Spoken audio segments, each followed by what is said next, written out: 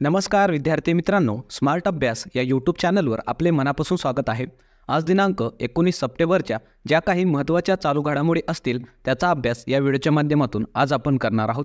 तत्पूर्वी आपण जर चॅनलला नवीन असाल तर चॅनलला सबस्क्राइब करा आणि व्हिडिओ आवडला तर व्हिडिओला लाईक करा। तसेच हा व्हिडिओ आपल्या विद्यार्थी मित्रांना नक्की शेअर करा जेणेकरून याचा फायदा आपल्या मित्रांना सुद्धा होईल। चला मग सुरुवात करूया आजच्या चालू घडामोडीच्या पहिल्या प्रश्नाला। तर नुकतेच 5व्यांदा एशियन हॉकी चॅम्पियनशिप ट्रॉफीचा किताब कोणी जिंकला आहे? तर आणि ऑप्शन्स आपल्या समोर आहेत। याचं योग्य उत्तर असणार आहे ऑप्शन नंबर बी। भारत जे काही भारतीय हॉकी संघ आहे त्याने नुकतंच ही एशियन हॉकी चॅम्पियनशिप जी काय आहे ती जिंकलेली आहे। त्या संदर्भात थोडी अधिकची माहितीसुद्धा आपल्याला लक्षात ठेवायची आहे। याचं जे काही आयोजन आहे ते चीन या देशामध्ये झालेलं होतं। कालावधी 8 सप्टेंबर ते 17 सप्टेंबर या दरम्यान होता आणि या स्पर्धेचा हे 8वं संस्करण आहे। अंतिम सामना हा भारत विरुद्ध चीन या देशामध्ये झाला आणि सर्वाधिक आपला रेकॉर्ड आहे भारतीय हॉकी संघाच्या नावावर की या स्पर्धेमध्ये सर्वाधिक वेळा विजेता हा 5 वेळा आपला भारतीय हॉकी संघ हा राहिलेला आहे। तसेच मित्रांनो आपल्याला इतर पण थोडे पॉईंट्स लक्षात ठेवायचे आहेत, जसं की भारतीय जे काही पुरुष हॉकी संघ आहे त्याचे प्रशिक्षक सध्या कोण आहेत तर क्रेग फुलटन आहेत। तसेच जे काही आता नुकतंच पॅरिस ऑलिम्पिक झालेलं आहे त्या स्पर्धेमध्ये सुद्धा आपल्या भारतीय हॉकी संघानं आपल्या भारताला कांस्य पदक हे जिंकून दिलेलं आहे। त्यासोबतच आपल्याला अजून एक गोष्ट लक्षात ठेवायची आहे की भारतातील सर्वात मोठे हॉकी स्टेडियम आपल्या भारतामध्ये कोणत्या राज्यात आहे तर ते ओडिशा या राज्यामध्ये आहे आणि त्या स्टेडियमचं नाव असेल बिरसा मुंडा स्टेडियम असं त्याचं नाव आहे। तर हे एक्स्ट्राचे जे काही पॉईंट्स आहेत ते सुद्धा आपण लक्षात ठेवायचे आहेत। त्यानंतरचा प्रश्न आपण बघणार आहोत की नुकतेच NCBचे महासंचालक म्हणून कोणाची नियुक्ती करण्यात आली आहे आणि ऑप्शन्स आपल्या समोर आहेत। याचं योग्य उत्तर असणार आहे option number A. Anurag Garg हे सध्या जे काही नार्कोटिक्स कंट्रोल ब्युरो असतं त्याचे महासंचालक म्हणून त्यांची नियुक्ती करण्यात आलेली आहे। त्या संदर्भात थोडी अधिकची माहितीसुद्धा आपल्याला बघायची आहे, जसं की हे जे काही अनुराग गर्ग आहेत ते 1993च्या बॅचचे IPS ऑफिसर आहेत आणि जे काही हे नार्कोटिक्स कंट्रोल ब्युरो असतं NCB त्याची स्थापना 1986ला झालेली आहे आणि मुख्यालय कुठं आहे तर नवी दिल्ली या ठिकाणी आहे। तर ही इन्फॉर्मेशन आपण लक्षात ठेवायची आहे। तसेच आपल्याला जी काही मागच्या काही काळामध्ये ज्या महत्त्वाच्या नियुक्त्या झालेल्या आहेत त्यासुद्धा माहिती असणं गरजेचं आहे, कारण यावर सुद्धा आपल्या परीक्षांमध्ये प्रश्न विचारला जातो। तर पहिली नियुक्ती असेल दलजीत सिंह चौधरी जे की BSFचे प्रमुख म्हणून त्यांची नियुक्ती करण्यात आलेली आहे। दुसरे आहेत अनिश दयाल सिंह जे की CRPFचे प्रमुख म्हणून नियुक्ती झालेली आहे। राजविंदर सिंह भट्टी हे CISFचे प्रमुख म्हणून नियुक्ती करण्यात आलेली आहे। B श्रीनिवासन यांची NSGचे प्रमुख म्हणून नियुक्ती करण्यात आलेली आहे। आलोक शर्मा SPGचे प्रमुख म्हणून नियुक्ती करण्यात आलेली आहे। पियुष आनंद NDRF चे प्रमुख म्हणून नियुक्ती करण्यात आलेली आहे आणि मनोज यादव हे RPF याचे प्रमुख म्हणून नियुक्ती झालेली आहे। तर या नियुक्त्या आपण लक्षात ठेवायचं आहे। त्यासोबतच आपल्या महाराष्ट्रामध्ये सुद्धा या मागच्या काही महिन्यांमध्ये महत्त्वाच्या 3 नियुक्त्या झालेल्या आहेत, त्यासुद्धा आपण लक्षात ठेवायच्या आहेत, कारण आपल्या परीक्षांमध्ये आपल्या महाराष्ट्रावर हे नियुक्त्यांवर प्रश्न विचारला जातो। तर महाराष्ट्राचे मुख्य सचिव कोण आहेत तर सुजाता सौनिक या आहेत आणि महाराष्ट्राचे पोलीस महासंचालक रश्मी शुक्ला यांची नियुक्ती झालेली आहे। तसेच महाराष्ट्राचे राज्यपाल म्हणून नुकतंच मागच्या महिन्यामध्ये CP राधाकृष्णन म्हणून जे आहेत त्यांची नियुक्ती करण्यात आलेली आहे। तर या गोष्टी आपण लक्षात ठेवायच्या आहेत। त्यानंतर पुढचा प्रश्न आपल्याला बघायचा आहे की नुकतेच महाराष्ट्र सरकारने कोणता किल्ला राज्य संरक्षित स्मारक म्हणून घोषित केला आहे आणि ऑप्शन्स आपल्या समोर आहेत आणि याचं योग्य उत्तर असणार आहे ऑप्शन नंबर D। वरीलपैकी सर्व हे जे काही पावनगड किल्ला असेल, गगनगड किल्ला असेल आणि सामनागड किल्ला हे जे काही कोल्हापूरमधले किल्ले आहेत त्यांना राज्य सरकारने राज्य संरक्षित स्मारक म्हणून घोषित केलेले आहेत। त्या संदर्भात थोडी एक्स्ट्रा इन्फॉर्मेशनसुद्धा आपण बघणार आहोत। कोल्हापूर जिल्ह्यामधील हे जे काही 5 किल्ले आहेत पावनगड, त्यानंतर गगनगड, सामनागड, पारगड आणि कलानंदीगड या किल्ल्यांना राज्य संरक्षित स्मारक म्हणून राज्य सरकारतर्फे नुकतंच घोषित करण्यात आलेलं आहे। हे नावं आपल्याला लक्षात ठेवायचे आहे आणि या कोणत्या जिल्ह्यामध्ये आहेत हे किल्ले हे आपल्याला लक्षात ठेवायचं आहे। त्यासोबतच पावनगड या किल्ल्याची विशेषता ही आहे की छत्रपती शिवाजी महाराजांनी या किल्ल्याला इसवी सन 17व्या शतकामध्ये या किल्ल्याला बांधलेला आहे. तर हे आपण लक्षात ठेवायचं आहे पावनगडविषयी. त्यानंतर पुढचा प्रश्न आपल्याला पाहायचा आहे. त्या अगोदर मित्रांनो, व्हिडिओ तुम्हाला कसा वाटला ते नक्की कमेंटमध्ये सांगा आणि व्हिडिओ जर चॅनलवर जर नवीन असाल तर चॅनलला सबस्क्राईब करा. चला मग पुढचा प्रश्न बघणार आहोत की 5 डिकेड्स ऑफ पॉलिटिक्स ही कोणाची आत्मकथा आहे. तर चर्चेमध्ये असणारी मित्रांनो ही आत्मकथा आहे, ते आपल्याला माहिती असणं गरजेचं आहे. आणि ऑप्शन्स आपल्यासमोर आहेत आणि याचं योग्य उत्तर असणार आहे ऑप्शन नंबर सी. जे काही सुशील कुमार शिंदे आहेत आपल्या महाराष्ट्राचे, त्यांची ही आत्मकथा आहे.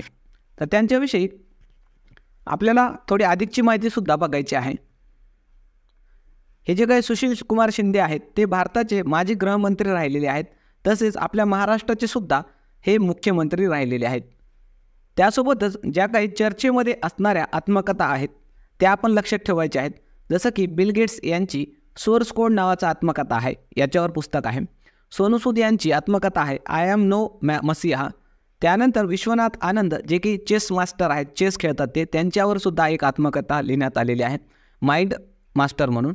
सुरेश रैना यांची बिलीव, प्रियंका चोपडा यांची अनफिनिश्ड आणि मनोज नरवाने जे काही आपले आर्मी चीफ राहिलेले आहेत त्यांचीसुद्धा एक आत्मकथा आहे की 4 स्टार ऑफ डेस्टिनी.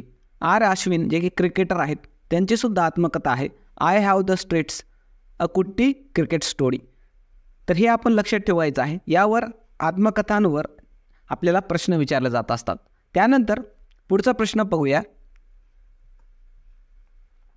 की नुकतेच कोणत्या मंत्रालयाने भास्कर प्लॅटफॉर्म लॉन्च केले आहे. आणि ऑप्शन्स आपल्यासमोर आहेत. याचं योग्य उत्तर असणार आहे ऑप्शन नंबर ए. वाणिज्य व उद्योग जे मंत्रालय आहे त्याने नुकतंच हे भास्कर नावाचं प्लॅटफॉर्म लॉन्च केलेलं आहे. तर हे जे काही प्लॅटफॉर्म आहे ते कशा संदर्भात आहे ते सुद्धा आपण बघणार आहोत. हे जे काही भास्कर आहे मित्रांनो, त्या पोर्टलचं लॉंग फॉर्म काय असणार आहे ते आपण लक्षात ठेवायचं आहे. Bharat startup knowledge access registry असं त्या भास्कर या शब्दाचा लॉंग फॉर्म असणार आहे. आणि याचा उद्देश काय आहे या पोर्टल सुरू करण्यामागे, तर भारतातील जे काही स्टार्टअप्स आहेत त्याला अधिक मजबूती देणे हा त्यामागचा उद्देश आहे. त्यासोबतच 2 एक्स्ट्राचे मुद्देसुद्धा आपल्याला लक्षात ठेवायचे आहेत की स्टार्टअप इंडिया मिशन आपल्या भारतामध्ये 2016ला आपण सुरू केलं होतं, 16 जानेवारी 2016ला. म्हणून हा दिवस भारतामध्ये 16 जानेवारी नॅशनल स्टार्टअप डे म्हणून सुद्धा साजरा करण्यात येतो. तर ही आपण इन्फॉर्मेशन लक्षात ठेवायची आहे. त्यानंतर पुढचा प्रश्न आपण बघणार आहोत की नुकतेच केंद्र सरकारने NPS वात्सल्य योजना सुरू केली, ती कोणासाठी आहे. आणि ऑप्शन्स आपल्यासमोर आहेत. याचं योग्य उत्तर असणार आहे ऑप्शन नंबर बी. अल्पवयीन जे मुलं आहेत त्यांच्यासाठी ही NPS वात्सल्य योजना असणार आहे. तर त्या संदर्भात सुद्धा आपल्याला थोडी अधिकची माहिती बघायची आहे. ही जी काही NPS वात्सल्य योजना आहे ती राज्य पेन्शन योजना अर्थात NPSच्या अंतर्गत येणारी एक योजना आहे. आणि याची घोषणा आहे जे काही जुलै महिन्यामध्ये जे आपला अर्थसंकल्प मांडण्यात आलेलं होतं आपले अर्थमंत्री निर्मला सीतारामन यांच्याद्वारे, त्यामध्ये या योजनेविषयी घोषणा करण्यात आलेली होती. तर याचा उद्देश काय होता, हे योजना का आणण्यात आलेली आहे, कारण जे काही आपले पालक आहेत त्या पालकांना त्यांच्या मुलांच्या भविष्यासाठी आर्थिक गरजांसाठी मदत करण्याच्या हेतूने ही योजना सुरू करण्यात आलेली आहे. तर या योजनेअंतर्गत मूल 18 वर्ष होईपर्यंत त्याच्या खात्यामध्ये रक्कम ही जमा केली जाणार आहे आणि वर्षाला किमान त्याच्या खात्यामध्ये पालकांना 1000 रुपये तरी जमा करावे लागणार आहेत. एवढी ही किमान मर्यादा त्याला ठेवण्यात आली आहे. आणि कमाल जास्तीत जास्त तुम्ही एका वर्षामध्ये कितीही रुपये त्या ठिकाणी त्या अकाउंटमध्ये जमा करू शकाल. तर याविषयी आपल्याला हे लक्षात ठेवायचं आहे. त्यानंतर पुढचा प्रश्न आपण बघणार आहोत की सशस्त्र सीमा बल अर्थात SSBचे महासंचालक म्हणून कोणाची नियुक्ती करण्यात आली आहे. आणि ऑप्शन्स आपल्यासमोर आहेत. याचं योग्य उत्तर असणार आहे ऑप्शन नंबर सी. अमृत मोहन प्रसाद हे सध्या SSBचे महासंचालक म्हणून नियुक्त करण्यात आलेले आहेत. तर त्यांच्याविषयी थोडी अधिकची माहितीसुद्धा आपल्याला बघायची आहे. यापूर्वीचे जर SSBचे प्रमुख कोण होते असं विचारण्यात आलं तर ते होते दलजीत सिंह चौधरी. आता त्यांची जागाही अमृत मोहन प्रसाद हे घेतील. त्यासोबतच आपल्याला लक्षात ठेवायचं आहे की SSB जी काही आहे त्याची स्थापना ही 1963 या वर्षीच करण्यात आली होती. आणि हे SSB गृह मंत्रालय जे आहे आपल्या भारत सरकारचं त्याच्या अंडरमध्ये काम करते. यांच्यावर सध्या जर बघितलं तर नेपाळ आणि जी काही भूतानची सीमा आहे आपल्या भारताची लागून त्या ठिकाणची रक्षणाची जबाबदारी या SSBवर देण्यात आलेली आहे. तर हे आपण लक्षात ठेवायचं आहे. त्यानंतर ज्या काही कालच्या घडामोडी आपण घेतल्या होत्या मित्रांनो त्याचा एकदा क्विक रिव्हिजन या ठिकाणी आपण घेणार आहोत. तर कालचा पहिला प्रश्न होता की दिल्लीच्या नवीन मुख्यमंत्री कोण बनले आहेत आणि याचं योग्य उत्तर होतं ऑप्शन नंबर बी आतिशी सिंह मार्लेना या दिल्लीच्या नवीन मुख्यमंत्री बनलेले आहेत. त्यानंतरचा प्रश्न आपण घेतला होता की नुकतेच भारताची पहिली वंदे मेट्रो कोणत्या राज्यात सुरू करण्यात आली आणि याचं योग्य उत्तर होतं ऑप्शन नंबर बी गुजरात या राज्यामधील भुज ते अहमदाबाद या मार्गावर ही वंदे मेट्रो भारताची पहिली सुरू करण्यात आलेली आहे. त्या संदर्भात आपण कालच्या व्हिडिओमध्ये ते डिस्कस केलेलंच आहे. त्यानंतरचा प्रश्न होता की नुकतेच भारत सरकारने टायफून यागीमुळे अडचणीत सापडलेल्या देशांच्या मदतीसाठी कोणते ऑपरेशन राबवले आणि याचं उत्तर होतं ऑप्शन नंबर सी ऑपरेशन सद्भावना. हे जे काही यागी नावाचं चक्रीवादळ आलेलं होतं मित्रांनो त्यामुळे जे काही नुकसान झालं होतं देशांचं व्हिएतनाम असेल लाओस त्याला आपण ऑपरेशन सद्भावना राबवून मदत केलेली आहे. त्या संदर्भातला हा प्रश्न आपण काल डिस्कस केलेलाच आहे. त्यानंतरचा प्रश्न होता की नुकतेच ओझोन दिवस कधी साजरा करण्यात आला आणि याचं योग्य उत्तर होतं ऑप्शन नंबर ए 16 सप्टेंबर हा ओझोन दिवस म्हणून साजरा करण्यात आला. त्यानंतर प्रश्न होता की नुकतेच WHOने मंकीपॉक्स रोगाच्या पहिल्या लसीला मंजुरी दिली त्याचे नाव काय आहे आणि याचं योग्य उत्तर होतं ऑप्शन नंबर ए MVABN असं त्या लसीचं नाव होतं मित्रांनो. त्यानंतरचा प्रश्न आपण विचारला होता की नुकतेच कोणत्या देशाने चांद्रयान-1 हा संशोधन उपग्रह अवकाशामध्ये प्रक्षेपित केला आणि याचं योग्य उत्तर होतं ऑप्शन नंबर ए इराण या देशाचा हा उपग्रह असणार आहे चांद्रयान-1 नावाचा. त्यानंतरचा प्रश्न आपण घेतला होता की मराठवाडा मुक्तीसंग्राम दिवस कधी साजरा करण्यात आला आणि याचं योग्य उत्तर होतं ऑप्शन नंबर डी 17 सप्टेंबर रोजी मराठवाडा मुक्तीसंग्राम दिवस साजरा करण्यात आला. त्यानंतर मित्रांनो आपण काल जे काही होमवर्क क्वेश्चन दिला होता की भारतात गणेश उत्सव साजरा करण्यास सुरुवात कोणी केली होती आणि याचं योग्य उत्तर हे बऱ्याचशा विद्यार्थी मित्रांनी आपल्या कमेंटमध्ये दिलेलं आहे. त्यांचं मनापासून अभिनंदन. आणि ज्यांना याचं उत्तर माहिती नाही त्यांच्यासाठी उत्तर आपण सांगणारच आहोत. आणि याचं योग्य उत्तर होतं option number D Lokmanya Tilak यांनी भारतामध्ये गणेश उत्सव साजरा करण्यास सुरुवात केली होती. त्यानंतर मित्रांनो या ठिकाणी आपण थांबणार आहोत. पुन्हा भेटणार आहोत एका नवीन व्हिडिओसह. तोपर्यंत आपण जर चॅनलला नवीन असाल तर चॅनलला सबस्क्राईब करायचं आहे. व्हिडिओ जर आवडला तर व्हिडिओला लाईक करा. तसेच हा व्हिडिओ आपल्या विद्यार्थी मित्रांपर्यंत नक्की शेअर करा.